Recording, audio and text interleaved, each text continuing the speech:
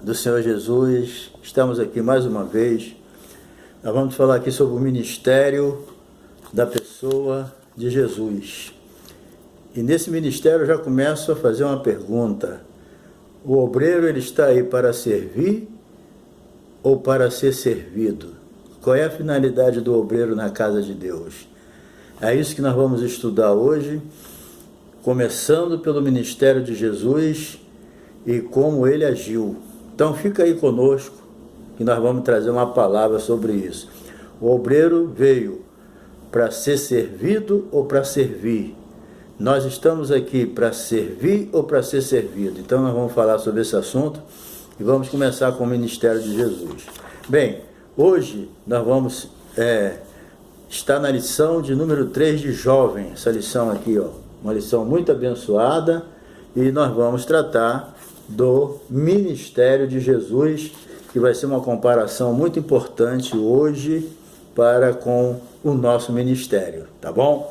Bem, o ministério de Jesus, o texto do dia diz: na verdade, na veste e na sua coxa tem escrito este nome: Rei dos Reis e Senhor dos Senhores. Apocalipse capítulo 19, verso 16.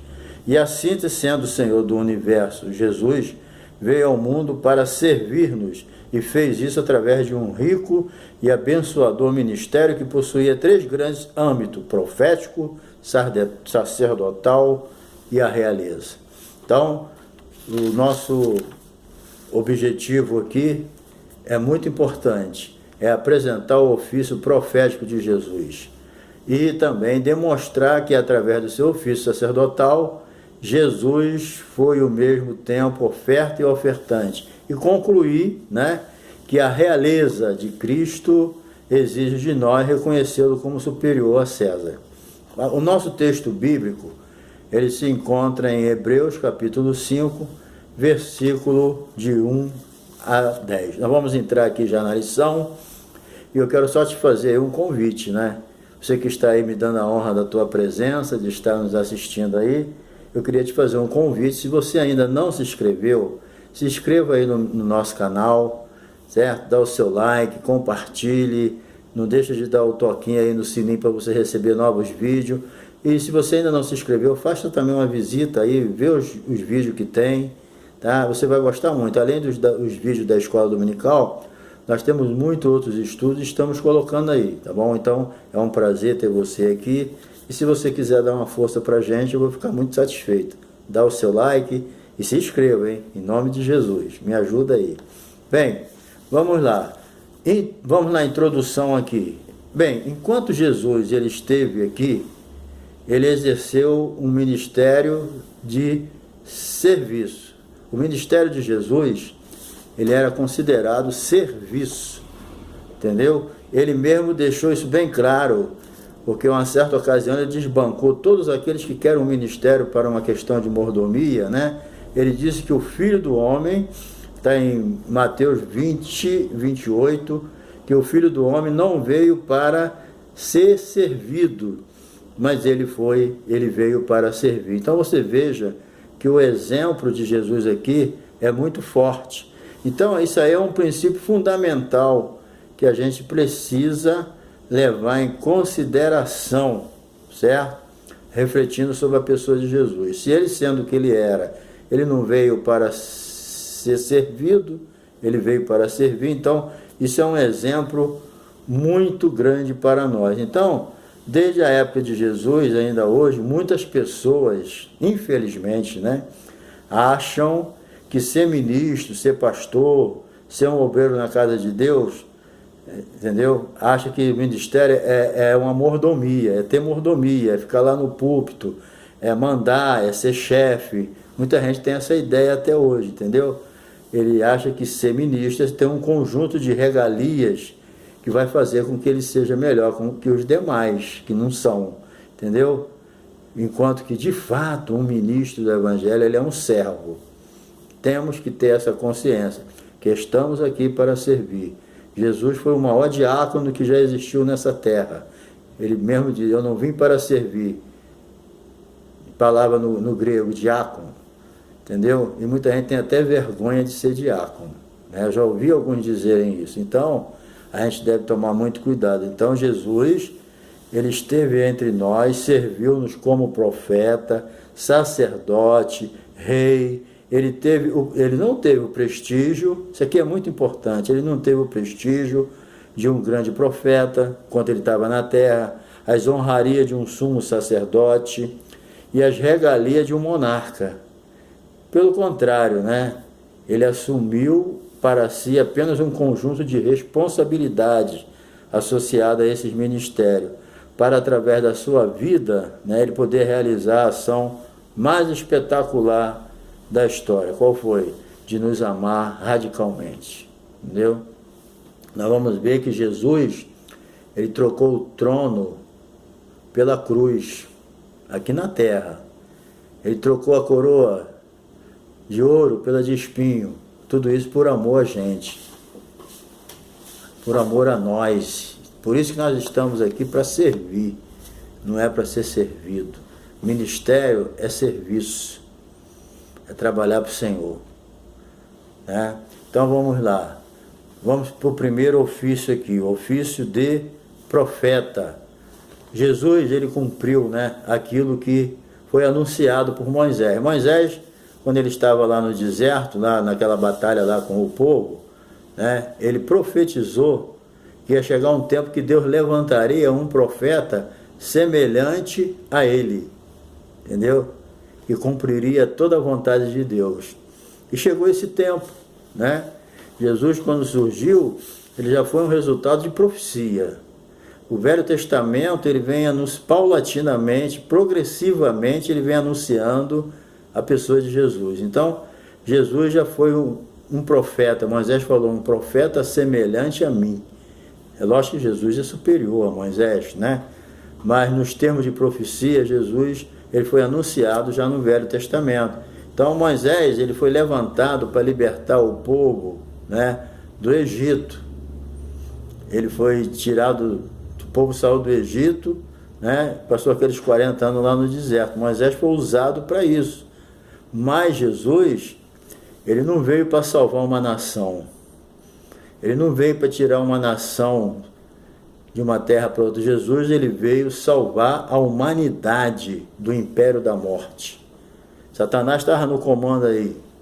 Mas quando Jesus veio, ele desbancou o diabo, aquela profecia de Gênesis, né, que da semente da mulher nasceria um que pisaria a cabeça da serpente. Pisar na cabeça e tirar o comando. Então quem aceita Jesus está fora do comando de Satanás, só se der lugar de novo, né? Então Jesus, ele veio para salvar a humanidade, libertando do império da morte. Isso está lá em Hebreus capítulo 2, versículo 14. Enquanto Moisés, isso aqui é muito interessante, enquanto Moisés feria a rocha para matar a sede natural das pessoas, né, Jesus era a própria fonte, né? Ele disse para a mulher samaritana que a água que ela bebesse, ela não teria mais sede nunca mais, porque Jesus é a fonte da água espiritual que mata a sede espiritual do ser humano. Uma certa ocasião ele disse, né, no último dia da festa, né, dos tabernáculos, Jesus ficou de pé e disse, quem tem sede, venha a mim e beba, que do seu interior fluirão rios de água viva. Então, Jesus, quem tem sede, venha a mim e beba. Moisés, para poder dar água para os outros, para o seu povo lá no deserto, naquela batalha lá, ele teve que obedecer a Deus para fazer um milagre da água, matar a sede natural. Mas Jesus é superior, porque ele veio matar a sede espiritual das pessoas através da sua morte, entendeu? A Bíblia diz que, assim como Moisés levantou a serpente no deserto, para libertar o povo de não morrer pela sua desobediência, as serpentes começaram a morder ali, né?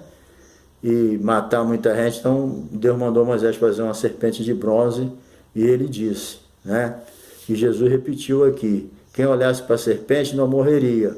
E Jesus falou, assim como Moisés levantou a serpente no deserto, assim importa que o Filho do Homem seja levantado, para que todo aquele que nele crê não pereça, mas tenha a vida eterna. Está lá em João capítulo 3, versículo 14 a 16. Então, vamos ver aqui na segunda parte o profetismo de Jesus. Vimos o ofício de profeta de Jesus, ele foi profetizado como profeta, e Jesus também tinha um típico discurso profético, que pode ser distinguido por 3 características fundamentais. Primeiramente, ele se direcionava às camadas mais sofridas da sociedade, entendeu? Está lá em Mateus 11:5. Quando João mandou perguntar se ele era o Cristo, se estava esperando o outro, ele falou, olha, os cegos veem, os coxos andam, os leprosos são purificados, os surdos ouvem, os mortos são ressuscitados, e aos pobres é anunciado o reino dos céus. Então Jesus aqui mostrou, né, que ele era direcionado às camadas mais pobres, né, a parte mais sofrida da sociedade. Não é que Jesus despreza os ricos que estão bem, é eles que desprezam Jesus, né?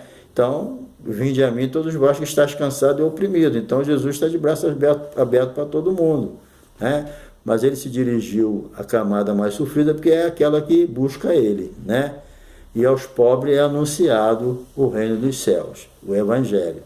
Jesus também, ele não se dirigiu só às camadas mais pobres, ele também se posicionou contra os escribas, contra os fariseus, saduceus, né? Contra aquele povo do Sinédrio. Aquilo ali era um império contra Jesus, né? E ele sempre diz, ai de vós, fariseus. Ali ele deu, no capítulo 23 de Mateus, você pode ler, que ele traz ali uma palavra de condenação pelas atitudes daquelas pessoas, totalmente ao contrário do que eles representavam. Eles representavam Deus ali, mas eles eram inimigos de Deus. Eles odiavam a Jesus, né? Então Jesus se posicionou contra eles, ele também se posicionou contra aquela turma, né, que acompanhava ele, mas que vivia uma vida acomodada, espiritualmente morta, certo? Pessoas que seguiam Jesus sem querer ter compromisso com ele. Hoje existe muito isso. Pessoas que estão seguindo a pessoa de Jesus, mas que não querem ter compromisso com ele. Foi por isso que ele diz ali no capítulo 6, versículo 48 a 69, daqueles que estavam buscando a comida que perece, né? E quando Jesus trouxe um discurso mais duro, eles foram tudo embora. Duro esse discurso, né? Por quê? Porque eles queriam seguir um Jesus descompromissadamente. Isso aí Jesus não quer, ou sim ou não. Não dá para ficar em cima do muro, né? Então Jesus não tratava também só dos problemas da sua época. Como profeta, ele anunciou também a conclusão da história. Quer dizer, Jesus ele não estava tratando só dos problemas atuais que estavam acontecendo na época dele, mas ele profetizou, ele entrou na área escatológica, ele mostrou, né, as lutas que vão vir com o passar do tempo, mas mostrou também o final feliz, né? A história, que as pessoas aceitando ou não, Deus controla a história. Deus sabe o que está acontecendo, ele está no controle da história. Todas essas lutas, esse sofrimento que a gente passa é por causa da nossa desobediência. Mas quem obedecer, quem perseverar até o fim é que será salvo. Então, diante de toda essa problemática aqui, Jesus mostra um final feliz para aqueles que perseverarem até o fim. Por maior luta que você esteja passando, persevera, que Deus sempre tem um final feliz para os obedientes, entendeu? Então hoje, como profeta também, que nós somos, né, estamos aí para profetizar, pregar a palavra, nós também temos que ter essa paixão que Jesus teve de ver as pessoas salvas, libertas, mas também não deixar de condenar o pecado. Porque nós estamos chegando a uma época do relativismo, que as pessoas dizem que um não tem nada a ver, cada um que faz a sua escolha. Mas a gente sabe que a Bíblia é radical. Ela mostra, claro, pecado é pecado sempre. Não adianta. Bem, a terceira parte aqui é a urgente necessidade do resgate do discurso profético de Jesus. Então, sabendo Jesus, né, a crise que se alastrou na sociedade, ela necessita de uma resposta à altura, né? Por mais que o ser humano lute para melhorar a situação da sociedade, né, não consegue. Porque o problema da humanidade é espiritual, é o afastamento de Deus. por melhor que as pessoas façam, entendeu? Por melhor que a gente tenta fazer, sem Deus não vai resolver o problema da humanidade. O homem só resolve o problema quando ele tem um encontro com Deus. Não tem como, o mais esforço que tem, entendeu? Então, a melhora só vem através da igreja. Se a igreja se posicionar como Jesus se posicionou e pregar o evangelho, as coisas mudam para aqueles que aceitam a Jesus. Agora, sem Cristo, entendeu? Não há esperança de dias melhores. Sem Jesus não adianta. Sem Deus não dá. Então, nós temos que se conscientizar disso. Então, essas crises que acontecem no mundo, isso aí são oportunidades que a igreja tem de levar a palavra. Crise de tudo quanto é natureza, é uma brecha para se pregar a palavra, que muitos desses que estão na crise, eles vão sentir necessidade de Deus, entendeu? Em vez de querer se suicidar, tirar a vida, viver numa vida isolada e se entrar em recluso, ele vai querer aceitar Jesus. Então a crise é uma grande oportunidade para a gente pregar o evangelho, como profeta de Deus. Bem, número 2, o ofício de sacerdote. Sacerdote perfeito. Então, a Bíblia diz que Jesus é o grande e perfeito sumo sacerdote a favor dos homens. Porque o profeta, ele traz a mensagem de Deus para o povo. Essa é a finalidade do profeta. Deus coloca a palavra na boca do profeta, Deus inspira o profeta, capacita o profeta. Então o profeta traz a vontade de Deus para nós.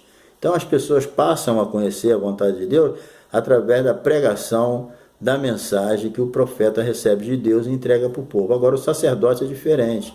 O sacerdote, ele não traz de Deus, ele leva para Deus os problemas do ser humano. Entendeu? Olha a diferença. Muito importante isso. Então, Jesus, ele é o nosso sumo sacerdote, certo? Embora Jesus não fosse ligado ao sistema levítico, não fosse sacerdote, não tivesse nenhuma atuação ali, nem fosse da tribo de Levi, conforme ele não era, ele cumpriu o seu papel de sacerdote, entendeu? Jesus não representava a classe sacerdotal levita, mas ele representava a classe sacerdotal de Melquisedeque, que não tinha nada a ver com a tribo de Levi, entendeu? Então, a classe sacerdotal, ela ratificava o pecado, a lei, né? Ela era condenatória, a lei ratificava, a última sistema levítico, ele ratificava a lei, apresentando para as nossas falhas, condenação. É diferente com Jesus, que anuncia a graça e a misericórdia. Na lei dizia, a alma que pecar, essa morrerá. Os sacrifícios foram criados para isso. Mas só que Jesus é um sumo sacerdote diferente. Ele veio anunciar a graça, a misericórdia, a salvação, entendeu? A lei, ela proíbe de pecar. A graça, ela tira a vontade de pecar. Ela liberta o homem. Embora nós vamos ter essa luta constante da carne contra o espírito, né, enquanto estivermos nesse corpo, mas a graça, ela nos sustenta, né? Porque ela compreende as nossas fraquezas. Agora a lei, vocês sabem que pessoas eram apedrejadas, depois descambaram, né, para a distanciamento de Deus e não teve mais jeito. Mas a lei, ela não pode salvar, porque não tem nenhum homem que possa obedecer a lei de uma maneira completa. Só teve um homem que conseguiu, Jesus, tá? Então, Jesus anuncia a graça, a misericórdia, o amor. Os sacerdotes israelitas, com toda a sua pompa, não conseguiram prover salvação para ninguém. Entendeu? Por isso que Jesus já tinha sido profetizado desde Gênesis. Porque Deus, na sua onisciência, sabia que a lei era só um preparo que até que viesse a plenitude dos tempos. Entendeu? Isso é que é importante a gente entender. Jesus também, ele foi o ofertante e a oferta. Uma certa ocasião, João Batista disse, quando Jesus ia passando, João Batista falou assim, eis aí o Cordeiro de Deus que tira o pecado do mundo. Jesus era o Cordeiro que morreu pelos nossos pecados. Mas ele também era o ofertante. Por que ele era o ofertante? Porque ele se doou. Ele foi voluntariamente. Entendeu? Os animais, quando iam ser sacrificados, eles eram levados por alguém. Não é o caso de Jesus. Por quê? Porque Jesus ele foi de moto próprio. Ele foi de livre e espontânea vontade. Se ele quisesse, ele não ia. Então, ele é tanto o ofertante, como é também a oferta. Entendeu? Porque ele se ofereceu e foi o Cordeiro que tira o pecado do mundo. Lá no Velho Testamento, o pecado ficava apagado lá, escondido, por causa do sangue dos animais. Mas Jesus não, ele tira o pecado do mundo, ele liberta, entendeu? Jesus não foi levado por ninguém, como os animais, entendeu? E no tempo do sacrifício, né, ele ofertou-se voluntariamente, sem nenhuma força, ao contrário. Os sacerdotes, né, o próprio diabo, até usando Pedro, fez tudo para ele não ir morrer na cruz. Mas se ele não morre na cruz, o que aconteceria conosco? Lá na cruz pregado, as pessoas usadas pelo diabo fez tudo para ele descer da cruz. Mas ele foi até o fim, foi fiel, né? Então, número 3 aqui, a Igreja de Cristo é uma comunidade sacerdotal. Por quê? Inclusive aqui em 1 Pedro, capítulo 2, versículo 9, diz assim: mas vós sois geração eleita, sacerdócio real, nação santa, povo adquirido, para que anuncieis a virtude daquele que vos chamou das trevas para a sua maravilhosa luz. Então hoje nós somos geração eleita, a igreja. A igreja é geração eleita, sacerdócio real e nação santa. Então hoje a igreja é uma comunidade sacerdotal. Então nós devemos seguir o exemplo de Jesus. Nós estamos aqui para fazer o papel de sacerdote, de profeta, que é pregar para as pessoas, entendeu? Mas também nós estamos aqui para fazer o trabalho do sacerdote. Por quê? Porque a igreja é uma comunidade sacerdotal. Ela tem também a obrigação e o dever e o amor de interceder diante de Deus pelos povos. Orando sem cessar, nós estamos fazendo o papel de sacerdote. Levando os problemas das pessoas para Deus, nós estamos fazendo o papel de sacerdote. É isso que a gente tem que estar despertado. O papel de profeta, levar a mensagem para as pessoas. Jesus falou, né? Ide por todo mundo e pregar o evangelho a toda criatura, quem crê e for batizado será salvo.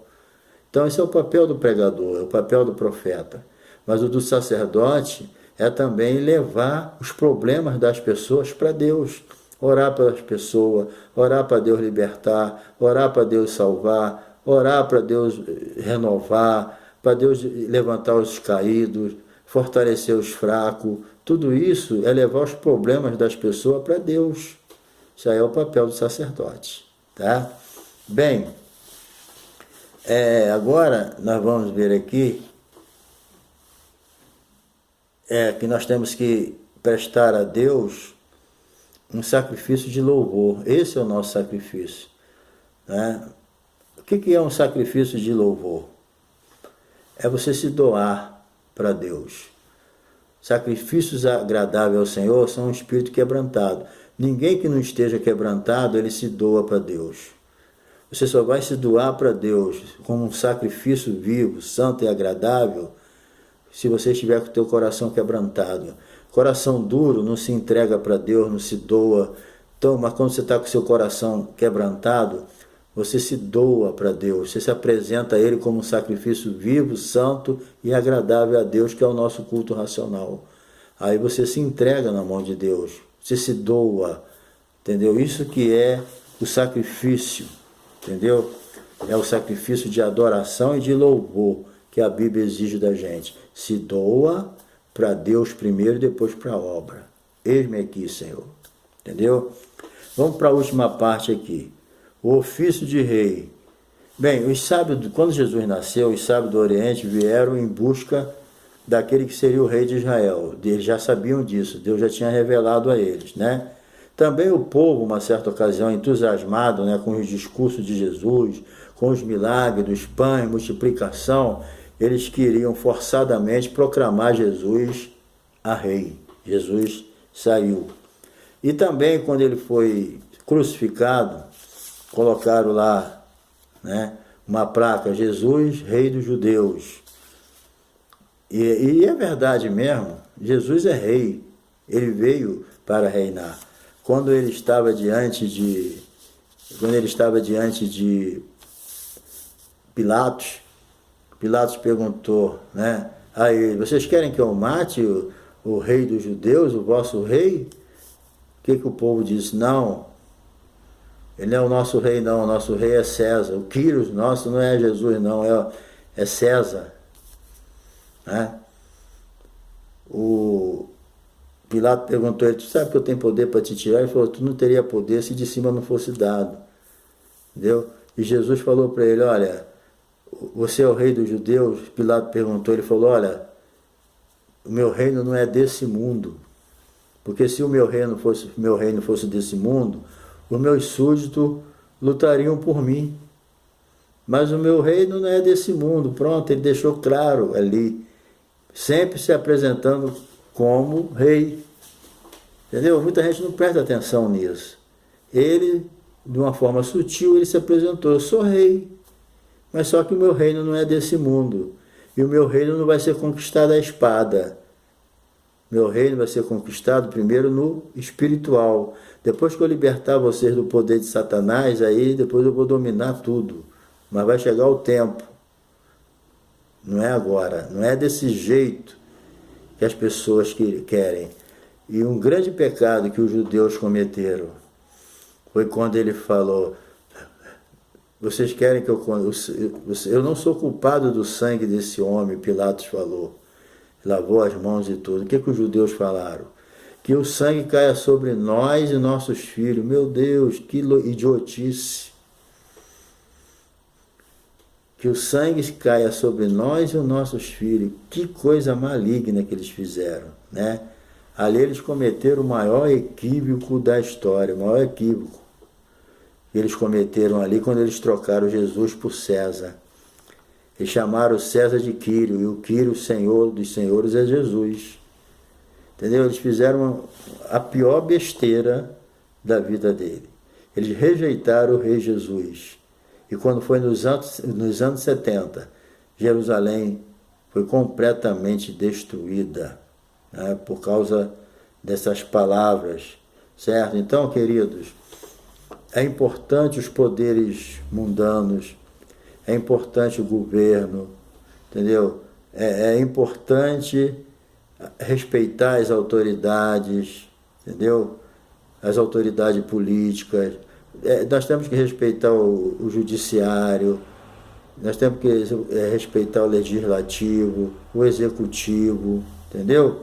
Nós temos que, porque eles têm papel de destaque na sociedade para organizar, seja corrupto ou não, mas tem que ter o governo, né? Mas não é nele que a gente coloca a nossa esperança. Não coloca a tua esperança nesse governo passageiro, não. Não coloca a tua esperança nos César da vida, não. Entendeu? Coloca a sua esperança em Jesus. Não faça como os judeus. Não, nosso rei não é Jesus, não. Nosso rei é César. Não faça como os judeus, que vocês vão pagar um preço caro. Eu pagaria um preço caro se eu fizer isso. O meu rei é Jesus, certo? Nunca poderão substituir Jesus. Não existe nada nesse mundo, nenhum governo, por melhor que seja, que não existe, que venha substituir a pessoa de Jesus na nossa vida. Jesus é o nosso rei e ele quer reinar na minha vida, ele quer reinar na sua vida. Não sejamos como os judeus, não troquemos Cristo por César, não caiamos na ilusão dos poderes mundanos. Não confie nos poderes mundanos.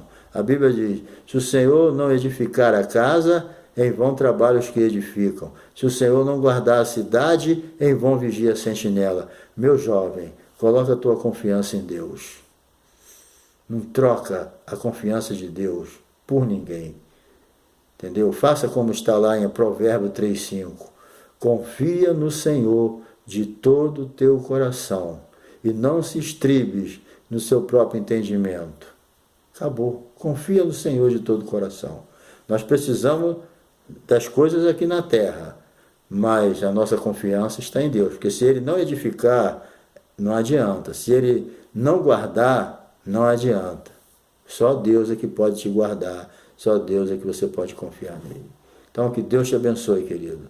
Guarda essa lição no teu coração e entenda que nós estamos aqui para servir, não é para ser servido.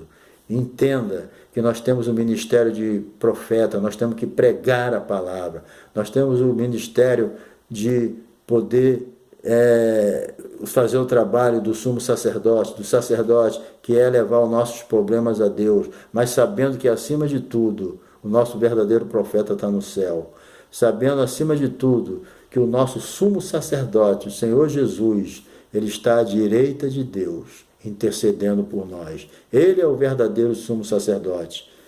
E não se esquecer que Jesus reina no nosso coração. E Ele quer que a gente reina também. Reina sobre o quê? Reinar sobre o pecado, reinar sobre a carne, reinar sobre o diabo, porque é maior o que está em nós do que o que está no mundo. Tá bom? Que Deus te abençoe. Não se esqueça de dar o seu like aí se você gostou. Não se esqueça de se inscrever se não se inscreveu. Nos ajuda aí a continuar ministrando a tua palavra, tá bom? Um abração aí, que Deus te abençoe.